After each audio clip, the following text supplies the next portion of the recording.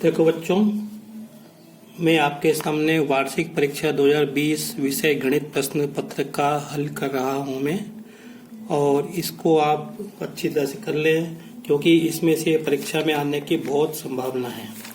तो ये आपके सामने प्रश्न पत्र है, ये पिछले साल का है, 2020 का पेपर है। और यहाँ पे देखो, इसमें वस्तुनिष्ठ प्रश्न दिए हैं, रिक्त स्थान दिए हैं, सत्य असत्य दिए हैं, जोड़ियाँ दी हैं, है ना। तो देखो, सबसे पहले मैं यहाँ पे ये दिया पे सही विकल्प, इसमें 5 प्रश्न दिए हैं। तो पहले का पहला, जब ये A1/A2 बराबर B1/B2 बराबर C1/C2 हो तो ये 2 समीकरण दिए हैं। तो इन 2 समीकरणों के हल कैसे होंगे? देखो, जब तीनों अनुपात बराबर होते हैं तो दिए गए समीकरण के अनेक हल होते हैं, अनेक अनंत हल होते हैं। तो इसका उत्तर ये आएगा। अब मैं आपको एक बता दूं, आपको उत्तर कैसे देने हैं। आप लोग बहुत टाइम खराब करते हो। एक तो केवल आपको ये ऐसे लिखना है, सही विकल्प। एक तो आपको सही विकल्प लिखना है, फिर उसके बाद कौन सा प्रश्न है। जैसे ये पहला प्रश्न है तो यहाँ पे नंबर 1 डालो। अब इसका कौन सा सही है? डी सही है, तो इसके आगे पहले का डी लिख के और डी के आगे लिख दो अनंत अनेक हल, अंततः अनेक। बस इतना करना है। पूरा प्रश्न उत्तर, बहुत से बच्चे क्या करते हैं, ये जो है पूरा प्रश्न उतार के ओपी ऐसे लिख के, तो इसमें समय खराब होता है। तो आपको ये लिख के ओपी ये जरूर लिखें। इसी प्रकार इसके अंदर दूसरा प्रश्न है, ए भी मतलब समांतर श्रेणी। ये 10, 7, 4 ये समांतर श्रेणी के पद है। तो इसमें 10वां पद क्या होगा? अब आप देख सकते हो, ये घटते क्रम में 10, 7, 4, इसका मतलब 10वां पद जो होगा वैसे छोटा होगा। तो अगर आपको ऐसा आप नहीं निकाल पाते, आपके पास 2 तरीके के हैं, या तो सूत्र का उपयोग कर लो या इनको घटा दे जाओ। इसमें कितने का अंतर है? 3 का अंतर है ना। 10 में से 3 गया 7, 7 में 3 गया 4, 4 में से 3 गया 1। तो ऐसे आप घटाते जा सकते हैं, या आप सीधे सूत्र का उपयोग कर सकते हो। मैं आपको दोनों बता देता हूँ। जैसे 10, 7, 4 ये तीसरा ना, फिर क्या आएगा? 1 आएगा। 1 के बाद क्या आएगा? -2 आएगा। -2 के बाद क्या आएगा? -2 में से 3 घटाओगे तो -5 आएंगे, -8 आएंगे, -11 आएंगे और -14 आएंगे। 2, 3, 4, 5, 6, 7, 8, 9। अब 10वां पद क्या आएगा? -17। ये आपका उत्तर होना चाहिए। तो यहाँ पे ये -17 दिए हैं। दूसरा, इसको हम सूत्र से भी उपयोग कर सकते हैं। सूत्र है ना, तो सूत्र क्या होता है? an बराबर a प्लस n माइनस 1 गुणा डी। तो हमें 10वां पद निकालना है। n का मान 10, प्रथम पद 10 है, प्लस 10 माइनस 1 और डी कितना है? 7 में से 10 गए तो -3 आएंगे। तो ये क्या? 10 और 10 में से 9, 9 का गुणा 3 में अपना करेगा -27 और 9 3 27, 10 में से 27 जाएंगे तो -17।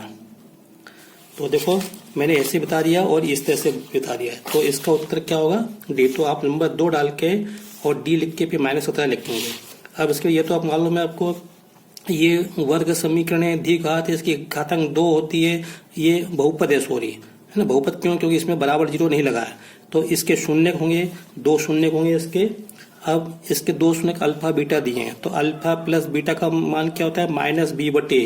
तो यहाँ पे ये पहला, तो आप इसको लिखकर ये नहीं लिखना, ये लिखकर और ये डाल के फिर केवल ये -b/a आप लिखेंगे। अगर मान लो यहाँ पे होता गुणा, अल्फा गुणा बीटा, तो आप क्या लिखते? c/a। तो c/a तो उत्तर इसमें दिया नहीं, मैं तो आपको समझा रहा हूँ केवल। फिर उसके बाद देखो, ये चौथा प्रश्न है। यदि एक बिंदु P से O केंद्र वाले किसी वृत्त पर PA और PB स्पर्श रेखा परस्पर 80 डिग्री के कोण पर झुकी हों तो कोण POA बराबर है। अगर आपने ये प्रश्न पुस्तक में दिया हुआ है, अगर आपने किया होगा तो आप तुरंत बता सकते हो, लेकिन फिर भी मैं आपको चित्र बना के बता देता हूँ। ये वृत्त है, ये केंद्र है, और यहाँ से ये PA PB, ये बिंदु P है बाहर। यहाँ से मैंने ये स्पर्श रेखा खींची, ये स्पर्श रेखा खींची इस तरह से। तो इन स्पर्श, ये PA और ये PB, तो इनके बीच में 80 डिग्री का कोण है, ये बोल रहे हैं हमें। तो हमको POA, हमको ये पूछा POA, ये केंद्र O है, तो हमको POA ये कोण हमको बताना है, ये कोण कितने का होगा। तो मैं आपको बता दूं पहले, ये कोण 80 का है, तो आप इसको देख सकते हो कि ये कोण 40 का होगा, क्योंकि इस बिंदु को और केंद्र को मिलाने वाली रेखा जो होती है इस कोण का अर्धक होती है। ये कोण 40 का होगा और ये कोण 90 का होगा, क्योंकि त्रिज्या स्पर्श रेखा पर लंब होती है। ये कोण 90 का, ये 40 का, इनको जोड़ के 180 में से घटा दो, तो 180 माइनस 130, तो ये आएगा 50 का आएगा कोण। ठीक है, तो POA ये जो कोण है ये 50 का होगा। तो आप क्या लिखोगे, नंबर डाल के चौथा प्रश्न और चौथे का A और A लिख के 50 डिग्री लिख दोगे। फिर उसके बाद देखो ये पांचवा प्रश्न है, ABC त्रिभुज ABC और BD दो समबाहु त्रिभुज हैं। इस प्रकार है कि D भुजा BC का मध्य बिंदु है, तो त्रिभुज ABC और BD के क्षेत्रफल का अनुपात क्या होगा। मैं आपको समझाता हूँ चित्र बना के। ये एक त्रिभुज है ABC, ये इसकी समबाहु त्रिभुज, ये भुजाएं बराबर। भले आपको चित्र में नहीं दिख रहा है, मैंने हाथ से बनाया है, आप मान लो। ठीक है, अब एक काम करते हैं मैं यहाँ पे, और इसको मैं 2A मान लेता हूँ। ये लंबाई 2 है, तो ये भी 2A होगी और फिर ये भी 2A। 2A इसलिए मानना क्योंकि आपको सरलता रहेगी। और दिया है BC, D BC का मध्य बिंदु है, ये ले लिया मैंने मध्य बिंदु। तो अब देखो ये 2 है, तो ये कितनी होगी, A होगी, यहाँ से लेकर यहाँ तक A होगी। तो अब इस पर मैंने क्या पूछा है, DBC का मध्य बिंदु है, तो त्रिभुज ABC और BDE। अब BD कहाँ से, BDE। अब E तो इस पे, तो BD एक दूसरा समबाहु त्रिभुज है, वो त्रिभुज BDE कैसे भी बना लो, चाहे इधर बना लो चाहे इधर बना लो, कहीं बना लो। तो मैं आपको इधर बनाता हूँ, चलो इधर बनाता हूँ मैं, ये BDE। तो देखो ये भी समबाहु त्रिभुज, इसकी तीनों भुजाएं क्या होंगी, बराबर होंगी। तो जब ये होगा तो ये भी A होगा और फिर ये भी A होगा। तो यहाँ पे ये, तो ये दोनों समबाहु त्रिभुज है, और समबाहु त्रिभुज समरूप होते हैं, तो है ना। तो जब दो त्रिभुज समरूप होते हैं, उनकी संगत भुजाओं, उनके क्षेत्रफल का अनुपात क्या होता है, संगत भुजाओं के वर्ग के अनुपात। तो यहाँ पे क्षेत्रफल त्रिभुज ABC बटे क्षेत्रफल त्रिभुज BDE बराबर क्या होगा, इस त्रिभुज की एक भुजा ले लो तो इसका वर्ग बटे इस त्रिभुज की एक भुजा ले लो, A का वर्ग, तो जाएगा 4A वर्ग बटे A वर्ग। तो A वर्ग से A वर्ग कट जाएगा, तो एक बचेगा, तो 4 बटे 1 या 4:1। तो इसमें ये आएगा 4:1। देखो ये अगर आपको नहीं आया तो ये चित्र जो मैंने बनाया है ये आपको रफ काम में करना है, वहां पे बना के नहीं बताना आपको, केवल आपको समझने के लिए करना है। अगर आपने पुस्तक के प्रश्न किए होंगे तो कोई दिक्कत नहीं है, गाइड में से भी अगर आपने देखा होगा तो ये अपने को केवल अपने समझने के लिए चित्र अलग से बनाना है, रफ काम में बनाना है। चलो आप देखो अगला प्रश्न देखो, इसमें क्या है, ये रिक्त स्थान है। तो आप ऐसे लेके कॉपी में रिक्त स्थान लिखकर, ठीक है। और पहला प्रश्न क्या लिखा है, बेलन के आयतन का सूत्र πr वर्ग है। तो मेरी आपको सलाह है कि आप चाहो तो केवल πr वर्ग h लिख दो यहाँ पे, और नहीं तो ये वाक्य जरूर लिखना चाहिए, बेलन के आयतन का सूत्र तो πr वर्ग, बस इसको अंडरलाइन कर देना, ये वाक्य जरूर लिखना चाहिए, ठीक है। तो इसी प्रकार यहाँ पे जो दूसरा प्रश्न है, मैं हर एक में नहीं लिखूंगा, मैंने आपको बता दिया। अब दूसरा प्रश्न है, किसी प्रयोग की सभी प्रारंभिक घटनाओं की प्रायिकताओं का योग 1 होता है।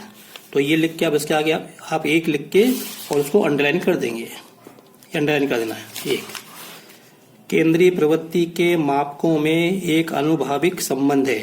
तो सूत्र होता है 3 माध्यक बराबर बहुलक प्लस 2 गुणा माध्य। तो यहाँ पे आपके लिखोगे 2 माध्यक, तो आपको ये भी लिखना है ना, ये लिख के ऐसा नंबर 3 ऐसे लिख के 3 माध्यक बराबर बहुलक और प्लस 2 गुणा माध्य, ऐसा आपको लिखना है बस। ये आपका रिक्त स्थान हो गया। फिर उसके बाद r त्रिज्या वाले वृत्त का क्षेत्रफल का सूत्र क्या होता है, πr वर्ग होता है।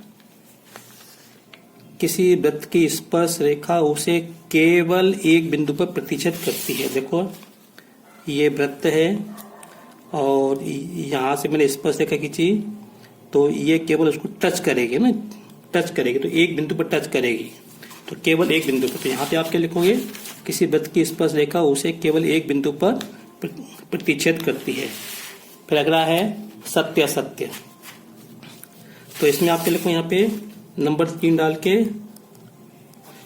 सत्य असत्य लिख देना, ठीक है। और फिर यहाँ पे ये करना है। तो बस अब पूरे वाक्य को मत लिखो। किसी बारंबारता मटन में किसी वर्ग की संचय बारंबारता उस वर्ग से पहले वाले सभी वर्गों की बारंबारता का योग होता है, ये जो है कथन सत्य है।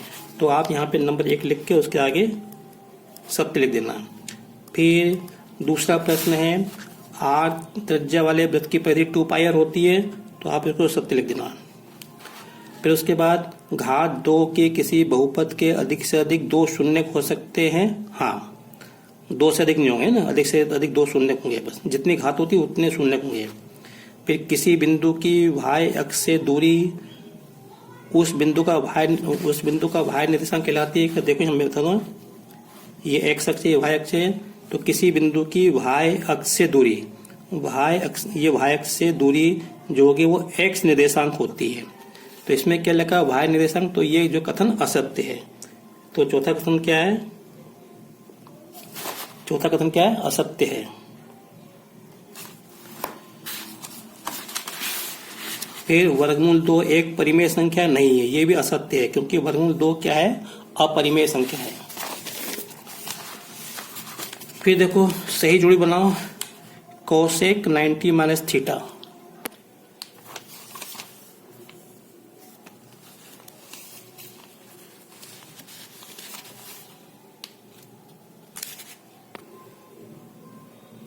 इसके लिए पूछा है 5वां प्रश्न है, प्रत्येक का एक शब्द एक वाक्य में उत्तर लिखो।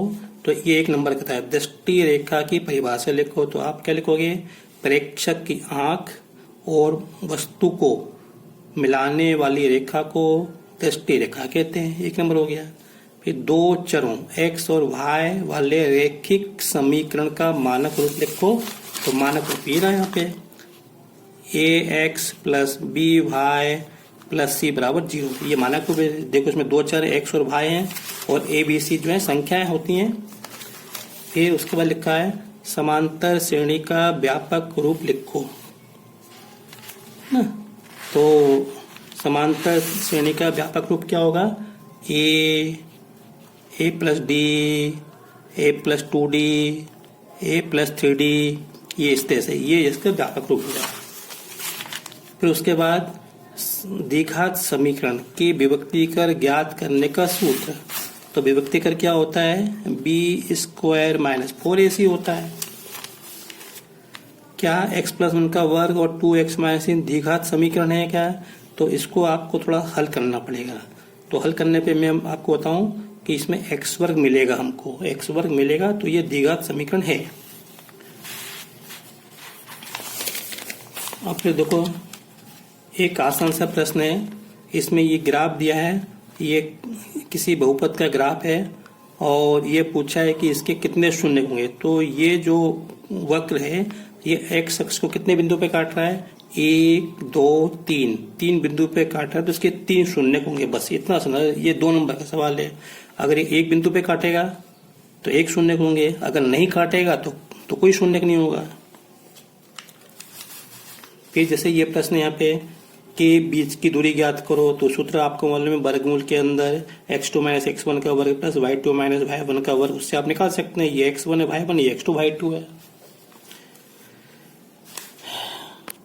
बच्चों इस वीडियो में इतने ही। अब अगले प्रश्न जो है मैं अगले वीडियो में डिस्कस करूंगा, क्योंकि ये वीडियो लंबा हो रहा है। अगर आपको मेरा वीडियो पसंद आया हो तो इसे लाइक करें, शेयर करें, सब्सक्राइब करें और परीक्षा में जाने से पहले इन प्रश्नों को जरूर देख लें। अभी आपके प्री बोर्ड है 20 तारीख से, तो इसको आप तैयार कर लें, एक बार रिवाइज कर लें। Thank you.